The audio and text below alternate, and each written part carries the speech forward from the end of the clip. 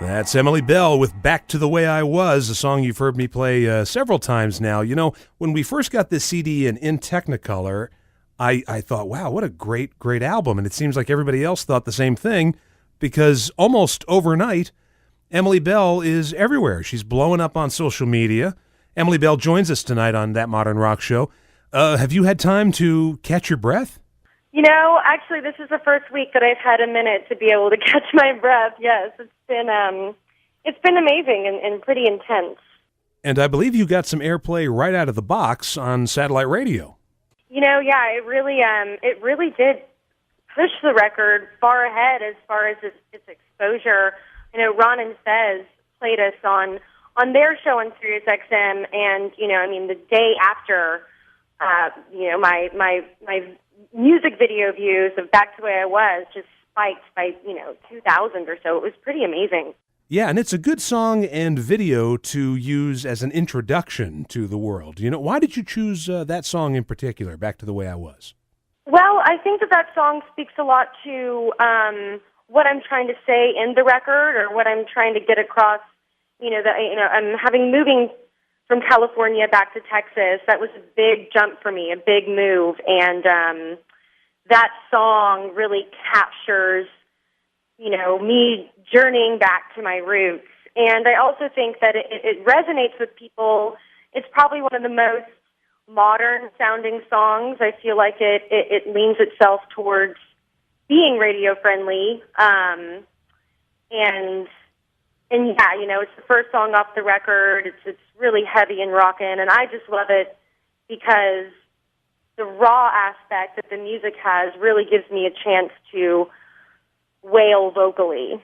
You know, your music is pretty hard to classify. I mean, people say, oh, yeah, she's got kind of a retro 60s girl group pop rock country R&B blues thing happening, which that encompasses everything that ever existed, Right. How do you classify it, or do you? It's hard for me to classify it. That's kind of why I coined, I started calling it, it's Technicolor rock and soul. It's really a combination of what I've experienced in, my career in music and in life.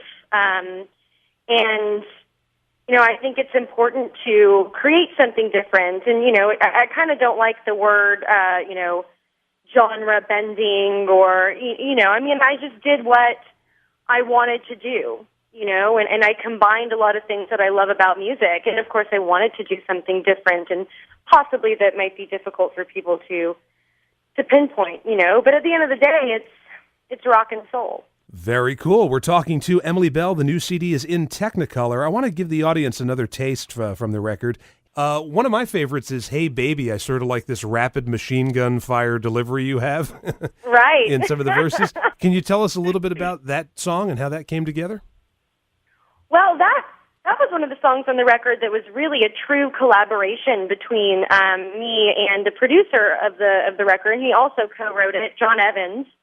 He and I really collaborated on that song. We're both really in love with the rockabilly genre. And, both of us are originally from Houston, and there are a lot of great, death Western musicians in Houston that I always, would go out and listen to. And I wanted to really bring in that part of music that we both really loved. And, it just kind of came. Hey baby, it's the day love you while you're walking away. We're chatting with the lovely and talented Emily Bell. Her new CD is in Technicolor. We just heard the song Hey Baby. Emily, what were you listening to when you were growing up?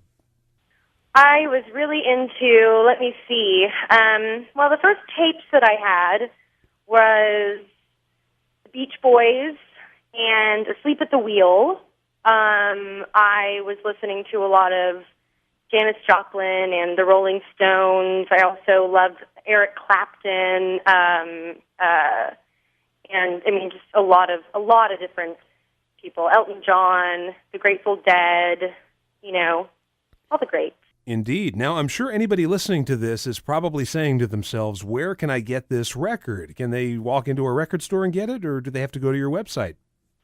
You can get it on my website, and we will mail you a copy if you're not, because all the stores that it's actually in right now are only in Texas. So if you're in Texas, you can go to your local store and grab it. You can also get it on iTunes, Amazon, and you can purchase the physical record on my website. Very, very cool. And that is, I take it, let me look at the back here, is EmilyBell.com. Well, that's easy enough to remember. Oh, yes, yes. And you can And also, one of these days it'll be in Best Buy. We're just waiting for them to call us. yeah, I'll tell you what, I have a feeling that's going to be soon. I think that's going to be sooner than later. I think there's going to be some major label action for you in the very, very near future. If well, thank you. if this word of mouth continues like it continues, and I hope it does. Yeah, I think I'm really it will. appreciating all of the amazing response that we've been getting. Have you thought about a video for a second song for the album? Oh yes, that is coming very soon. Can I take a guess? Would it be perhaps Pusher Girl? Would that be one? It just may be. Oh, Hey, okay. you'll be the first. You know, we're still deciding. A lot of talk, but I'll give you a call and I'll let you know. Okay, yeah, please do, because that's actually my favorite song on the album. By the way, before we go into that, and we're going to wrap this up here, but can you tell us anything about the song we're about to hear, Pusher Girl? I can imagine Ronnie Spector singing a song like this. Yeah, well, I mean, it's interesting that you mentioned Ronnie Spector, because with my background vocals, when I arrange them and I sing them, Phil Spector was a big influence of mine in that part of the record. And yeah, I really, when I was recording those background vocals, especially on Pusher Girl, you know, the whole idea was I wanted to pretend like I was this background vocalist on stage that was trying to sing louder than the lead singer, you know. But Pusher Girl is also, you know, it also has a darker side to it. It's, you know, it's kind of disguised as a breakup song or needing to leave a man that you're in a bad relationship with. But for me, it's about me leaving a bad relationship in the music business.